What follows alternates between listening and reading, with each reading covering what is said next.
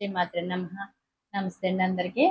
నా ఈ వీడియోని పూర్తిగా చూసి, లైక్ చేసి, కామెంట్ చేయండి. మీరు చేసిన లైక్, మీరు చేసిన కామెంటే నాకు బూస్ట్ అప్ ఇస్తది. నేను కొంచెం తొందరగా యూట్యూబ్‌లో ముందుకెళ్ళడానికి నాకు అవకాశం ఉంటదండి. ఈరోజు మన టాపిక్ ఏంటంటే, ఎలాంటి వ్యక్తుల దగ్గర మనం జాగ్రత్తగా ఉండాలి అనేది మనం ఈరోజు తెలుసుకుందామండి. ఇది చాలా సింపుల్ అండి. అది అందరికీ తెలిసిన విషయమే. అయినా కూడా చెప్పాల్సొస్తుంది. ఎందుకంటే సొసైటీతో మనం పరుగులు పెడుతున్నాం. సరే. ఈ రోజు పెళ్లి రోజులు, పుట్టినరోజులు జరుపుకుంటున్న ప్రతి ఒక్కరికి నా శుభాకాంక్షలు తెలియజేసుకుంటున్నాను. అలాగే మీరు ఇలాగే ఎన్నో పెళ్లి రోజులు, పుట్టినరోజులు జరుపుకోవాలని కోరుకుంటున్నాను. ఆహ్, నా ఈ చిన్న ప్రపంచంలోకి మీ అందరికి ఆహ్వానం పలుకుతూ వెల్కమ్ టు ఓల్డ్ ఆఫ్ వాణి. అయితే ఈరోజు మన టాపిక్ ఎవరితో ఎలా ఉండాలి, ఎంత జాగ్రత్తగా ఉండాలి, మనుషులతో ముఖ్యంగా ప్రకృతితో కంటే కూడా మనుషులతో చాలా జాగ్రత్తగా ఉండాలండి. ఎలాంటి మనుషులు ఎలా ఉంటారంటే, ఈ సొసైటీలో నాకు ఊహ తెలిసిన కాడి నుంచి నేను నా జీవితాన్ని నా కాళ్ళతో నేను అంటే నాకు న ప్రతి మనిషికి తండ్రి, తల్లి అలా నడిపిస్తారండి. నా నా జీవితాన్ని నేనే నడిచానండి. నాకు తండ్రి నాకు ఊహ తెలిసిన తర్వాత నేను సరిగ్గా జీవితంలో నడక నేర్చుకోగలిగే స్టేజ్‌కొచ్చేసరికి నా తండ్రి నన్ను వదిలిపెట్టి ఎళ్ళిపోయారు. ఆ తర్వాత నాకు కనీసం తల్లి, తండ్రి, తోడబుట్టిన వాళ్ళ సపోర్ట్ కూడా లేదు. నేను ఒక్కరిదాన్నే నా నడక ఏ దారైతే అదే. ఇప్పుడు ఈ దారిలో వెళ్తే తప్ప, ఈ దారిలో వెళ్తే కరెక్టా ఏం లేదు. నాకు మనసుకి ఏది నచ్చింది, నా మనసుకి ఏది తోచింది, నా మైండ్‌లో ఏ ఆలోచన వచ్చిందో నేను అలాగే నడిచేసాను. అలా నడిచాను కాబట్టే సొసైటీ గురించి చదివాను, మనుషుల గురించి చదివాను. మనుషులు ఎలా ఉంటారు ఏంటనేది నేను చదివాను. దానిలో భాగంగానే నేనిప్పుడు మీకు ఈ ఎలాంటి వ్యక్తులు ఎలా ఉంటారనేది మీకు నేను చెప్తాను. మీరు ఇది నిత్య జీవితంలో అలవాటు చేసుకోండి. మీకు మీరే కింగ్. ఏ అయితే నేనేం చెప్తానంటే ఎలాంటి వ్యక్తులతో ఎంత జాగ్రత్తగా ఉండాలని చెప్తాను. ఎక్కువ మాట్లాడే వాళ్ళకి మన సీక్రెట్స్ చెప్పకూడదండి. ఇది నేను చేసిన పెద్ద దాంట్లో పెద్ద పెద్ద పెద్ద తప్పనమాట. ఎక్కువగా మాట్లాడుతా ఉంటారు. కొంతమంది ప్రతి చిన్నదానికి మాట్లాడుతా ఉంటారు. ప్రతి చిన్నదానికి రియాక్ట్ అవుతా ఉంటారు. మనం ఏది మాట్లాడితే దానికి ఊత అందిస్తా ఉంటారు. ఆ! అవును కదా! అవును కదా! అలా కదా! ఇలా కదా! ఇద్దరు వ్యక్తులు మాట్లాడుకున్నప్పుడు మధ్యలో కొంతమంది దూరతా ఉంటారు. ఇలాంటి వ్యక్తులకి మీరెప్పుడు కూడా మీ సీక్రెట్స్ అంటే మీకు కొన్ని సీక్రెట్స్ ఉంటాయి. మీ ఫ్యామిలీలో కొన్ని సీక్రెట్స్ ఉంటాయి. అది డబ్బు అవ్వచ్చు, మనిషి అవ్వచ్చు, ఆత్మబంధం అవ్వచ్చు, ఇంకోటి అవ్వచ్చు. ఎంతవరకు ఎందుకంటే రీసెంట్‌గా ఒక విషయం చెప్తానండి. నా దగ్గరికి చాలా మంది కౌన్సిలింగ్‌కి వస్తా ఉంటారు. నేను ఫ్యామిలీ కౌన్సిలింగ్స్ చేస్తా ఉంటానండి. ఎక్కువ మరి నా మొహం చూసి వస్తారో లేదంటే తెలీదు గానీ, ఎక్కువ లివింగ్ రిలేషన్‌షిప్‌లో ఉన్నవాళ్ళు ఎక్కువగా వస్తా ఉంటారండి నా దగ్గరికి. వీళ్ళు నా దగ్గర చెప్పిన టాపిక్స్ కొన్ని ఉన్నాయి. అవి కూడా మీతో షేర్ చేసుకుంటాను త్వరలో. ఇప్పుడు సందర్భం కాబట్టి ఒక విషయం చెప్తాను. ఒక అమ్మాయి లివింగ్ రిలేషన్‌షిప్‌లో ఉంది. అది నాకెప్పుడో తెలుసు. ఎప్పటినుంచో నాకు తెలుసు. తను నన్ను చాలా ఆదరిస్తది. అలాగని నేనెప్పుడు తనని తక్కువ చేసి చూడలేదండి. తను నన్ను ఎంత బాగా ఆదరించిందో నేను కూడా తనని అంత బాగానే ఆదరించాను.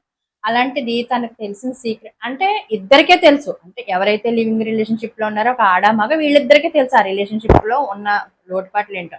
కానీ ఈ అమ్మాయి వచ్చి నాకు చెప్పిందనమాట. ఎందుకు నా మీద నమ్మకంతో చెప్పింది. కానీ వీళ్ళకే ఈ అమ్మాయి మంచిగానే చెప్తున్నా కూడా ఈ అబ్బాయి అర్థం చేసుకోకుండా రకరకాల మాటలు ఈ అమ్మాయిని అన్నాడు. ఎందుకంటే ఈ అమ్మాయి గతంలో కొన్ని ఉంటాయి. ఫ్యామిలీలో కొన్ని సీక్రెట్స్ ఉంటాయి. నన్ను ఆదరించాడు కదా! నాతోనే ఉంటున్నాడు కదా! నన్నే చూసుకుంటున్నాడు కదా! అని ఈ అమ్మాయి ఏం చేసిందంటే ఈ అబ్బాయికి పలానా ఇది, పలానా అది అని చెప్పి చాలా ఇది చేసింది ఈ అమ్మాయి. చెప్పేసరికి ఈ అబ్బాయి ఏం చేశాడంటే ఏదైనా సందర్భం వచ్చినప్పుడు ఈ అమ్మాయిని మాటలతో చాలా గాయం చేస్తాడు. ఈ అమ్మాయి వచ్చి మళ్ళీ నా దగ్గర చెప్తది. "అక్క ఇలా జరిగింది. అక్క ఇలా చేశాడు. ఇలా మాట్లాడాడు అక్క." మరి నువ్వు ఆ రోజు చెప్పింది తప్పే కదా! నిజంగా నేను కూడా ఆ స్టేజ్‌లో ఉండుంటే గనక నేను కూడా అలాగే చేస్తానండి. అనుకుంటాను కాబట్టి, బంధం నాది అనుకుంటాను కాబట్టి, నా సీక్రెట్ ఎవరికీ నా భర్తల అంటే లివింగ్ రిలేషన్‌షిప్ అంటే ఇక్కడ వేరేలా అనుకోవద్దు. నిజంగా తప్పే అది కాదని నేను చెప్పట్లేదు. కానీ ఒక ఒక అమ్మాయి ఒక అబ్బాయితో ఉండిపోయింది. ఇంక జీవితాంతకాలం తనే తోడు, తనే నీడ అని ఉండిపోయిందంటే తన భర్తగా ఎన్నుకునే ఉంటదండి. ఆడవాళ్ళు ఎవరు తప్పు చేసేవాళ్ళు ఉండరు. అలాగని మగవాళ్ళు ఎవరు పతివ్రతలు ఉండరు. తప్పు చేసేవాళ్ళు కూడా ఉండరు. అర్థం చేసుకునేవాళ్ళు కూడా ఉంటారు. అలాగని ఈ అబ్బాయిని నమ్ముకొని ఉండిపోయింది. ఎప్పటినుంచో తెలుసా అండి? గత నాకు తెలిసినంత వరకు ఒక 25 సంవత్సరాల నుంచి ఈ అబ్బాయితోనే ఉండిపోయింది. ఇద్దరు చాలా క్లోజ్‌గా ఉంటారు. నాతో మాట్లాడతారు. నా దగ్గరకు ఇద్దరు వచ్చారు నా దగ్గరికి. ఇద్దరు మా ఇంట్లో ఉంటారు కూడా. మా ఇంట్లో కూడా అందరికీ తెలుసు. అలాంటప్పుడు భర్త అనుకునే కదా ఈ అమ్మాయి అన్నీ చెప్పింది. అలాంటప్పుడు సమయం వచ్చినప్పుడు ఏదైనా ఇద్దరికి పడినప్పుడు మాట మాట వచ్చినప్పుడు ఆ పాతగతాలన్నీ కెలుకుని పదే పదే దెప్పడం ఎంతవరకు కరెక్ట్ అంటారు మీరే చెప్పండి. ఇప్పుడు నేనేమంటానంటే ఎ ఈవెన్ దో హస్బెండ్‌తో కూడా మన పాత పుట్టింటి విషయాలు కానీ, పాత అత్తింటి పాత గతం చిన్నప్పుడు గతం కూడా మీరు చెప్పొద్దు. ఎందుకంటే ఇలాంటి వాళ్ళు మనకి మన సీక్రెట్స్ చెప్పడం వల్ల మనల్ని ఇష్టం వచ్చిన మాటలు మాట్లాడతారు.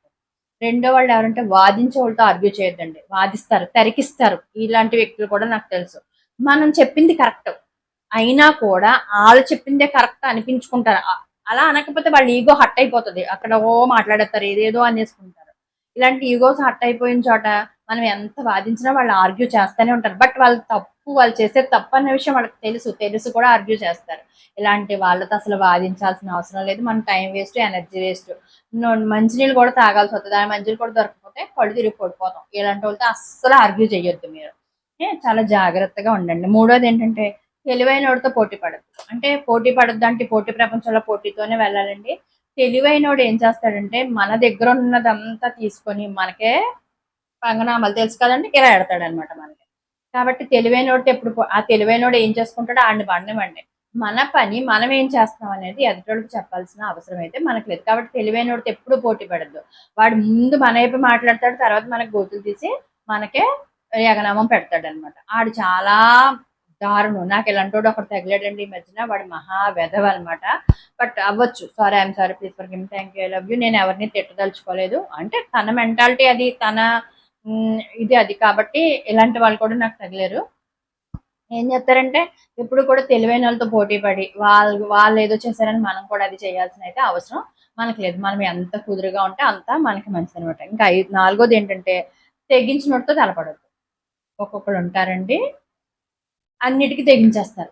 ఏదైనా మాట రా, ఏం చేస్తావు, రోడ్డు పక్క వచ్చేస్తావా, గొడవ పెట్టేసుకుందామా, వచ్చే పెట్టేసుకుందాం అని తెగిస్తారు. చూసారా, ఈ తెగించేవాడితో మనం ముందుకెళ్ళామంటే అంత వెధవలతో, అంత మిస్బిహేవ్ చేసే వాళ్ళతో మనం ముందుకెళ్ళామంటే, వాళ్ళతో తలపడ్డామంటే మన గొయ్యి మనమే తీసుకుని మనమే పీకుల దాకా కప్పెట్టుకున్నట్టు ఉంటుంది అనమాట. అది పైకి రావాలం, కిందకి వెళ్ళాం. కిందకి వెళ్దాం అంటే భూవద్దు, పైకి రాదాం అంటే ఎవరు లాగరు. కాబట్టి మీరు తెగించేవాడితో కూడా తలపడొద్దు. తలపడి చేసేది ఏముంటదండి, వాడు తెగిస్తున్నాడని తెలుసు కదా, కామ్గా మీరు ఊరుకోండి. ప్రతి దానికి నేను ముందే చెప్తాను. నేను ప్రతిదీ మీకు చెప్పింది ఫస్ట్ నా వీడియో స్టార్టింగ్ నుంచి చూసే వాళ్ళకి అర్థమవుతుంది. నేను అందరికీ చెప్పేది ఒకటే, కాలం అనేది ఒకటి ఉంది, ప్రకృతి అనేది ఒకటి ఉంది. మనం చేసే ప్రతి మాట, మాట్లాడే ప్రతి మాట, మనం చేసే ప్రతి పని కాలంలో రికార్డ్ అవుతుంది. రికార్డర్ అనమాట. కాలం ఈజ్ ఆన్ గోయింగ్ రికార్డర్ అనమాట. అక్కడ వడ్డీతో సహా మన తప్పు ఉందనుకోండి, అది మన అకౌంట్ లోనే పడుతుంది.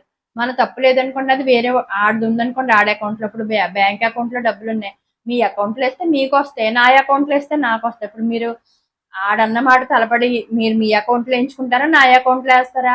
ఆడ అకౌంట్ లోనే ఉంచండి. ఉంచడం వల్ల వడ్డీ ఆడికే కానీ మీకు కాదు కదా, ఆడికే వస్తుంది. కాబట్టి ఎప్పుడు కూడా తలపడేవాడితో, తెగించేవాడితో తలపడకండి.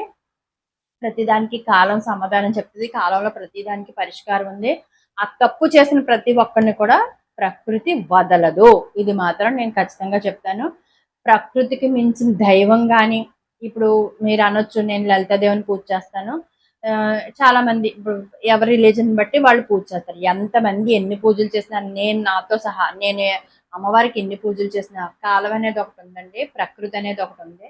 నేను చేసిన ప్రతిదీ అక్కడికి వెళ్తుంది. ఆ ప్రకృతి ఒక్కసారి తలుచుకుందంటే ఎంత విలయ తాండవం చేస్తుంది అంటే అంత విలయ తాండవం చేస్తుంది.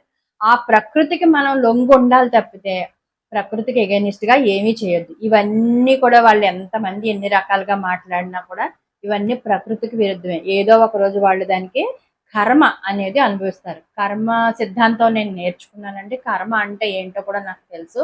ఏ పని చేస్తే ఏ కర్మ వస్తుందో కూడా నాకు తెలుసు. కాబట్టి నేను ఎవరిని తిడతాను. తిట్టడం అంటే కోపం వస్తే తిడతాను తప్పితే కావాలని గతాన్ని కూడా దెప్పనండి ఎవరి దగ్గర. దెప్పి ఎదుటి మనిషిని నేను హర్ట్ చేయను. మనం చేసింది మంచి పని అయినప్పుడు హర్ట్ చేయాల్సిన అవసరం లేదు. కాలం చూసుకుంటది. నేను చేసిన మంచి ఏదైనా ఉంటే కాలంలో రికార్డ్ అవుతుందని అనుకోండి. ఖచ్చితంగా రికార్డ్ అవుతుంది. దానికి తగ్గ ఫలితం మాత్రం వాళ్ళు అనుభవించడానికి సిద్ధంగా ఉండేలాగే చేస్తదనమాట. ఎలా ఉంటదంటే ప్రకృతి తలుచుకుంటే ఎంత ఎలా ఉన్నా సరే కింద నేల నాకించేస్తుందంటే మామూలుగా ఉండదు. ఇలాంటి వాళ్ళని కూడా నేను చూశాను. కాబట్టి అందరూ బుద్ధి తెచ్చుకుని ప్రవర్తనలో తెచ్చుకోండి. అంతేకాని ప్రతిదానికి నేను పెద్ద మోనార్క్ నేను ప్రకాష్ రాజు లాగా కాళ్ళు ఎగరేసి తిరిగేయకండమ్మా. తిరిగేసి ఎవ్వరూ కూడా ఒక్కళ్ళ నోటిలో పడద్దు. ఎందుకు మనకి ఒకరితో మనకి పనే ఉంటది. మన పనేదో మనం చేసుకుందాం. మన విలువలేయో మనం నిలబెట్టుకుందాం. మన కుటుంబాన్ని మనం జాగ్రత్తగా చూసుకుందాం. ఆఫీస్లో కూడా నాకు వాళ్ళతో విరోధం, వీళ్ళతో విరోధం ఎలాగా చేయదు. నేనైతే ఎవరితోనూ విరోధం పెట్టుకోను. కానీ అందరూ ఏంటో నాకు విరోధంగా ఉంటారు. అఫ్‌కోర్స్ నేను వాళ్ళకెప్పుడో ఏదో ఇచ్చొచ్చాను. అందుకని ఈరోజు నాకు వాళ్ళది ఇస్తున్నారు. అంతేగాని అది నేను ఈ జన్మలో తెచ్చుకున్నది కాదు. ఏ జన్మలోంచో కూడా తెచ్చుకున్నాను. కాబట్టి వాళ్ళు అలా ఉంటారు. ఓకే. It's accept. మిమ్మల్ని మీరు యాక్సెప్ట్ చేయటం నేర్చుకోండి. యాక్సెప్ట్ చేసినప్పుడు ఎప్పుడు కూడా యూనివర్స్ మనకి మంచే చేస్తుంది. కాలం అనేది మనకి ఎప్పుడు మంచి చేయడానికే ఉంటదండి. కాకపోతే ఎవరి ఎవరి కర్మానుసారాలను బట్టి వాళ్ళు వెళ్తా ఉంటారు. Thank you so much my subscribers. ఈ వీడియో మీకు నచ్చుంటే లైక్ చేసి, షేర్ చేసి, సబ్స్క్రైబ్ చేయండి. నా వీడియోస్ మాత్రం ఒక కామెంట్ మాత్రం చేయండి. మిమ్మల్ని అడిగేది అదొకటే. కామెంట్స్, లైక్స్, వ్యూస్ కావాలండి. ఇవి నాకు మీ ద్వారా నాకు వస్తాయని ఆశిస్తూ ఈ రోజుకి ఇదేనండి video. Thank you so much all my subscribers.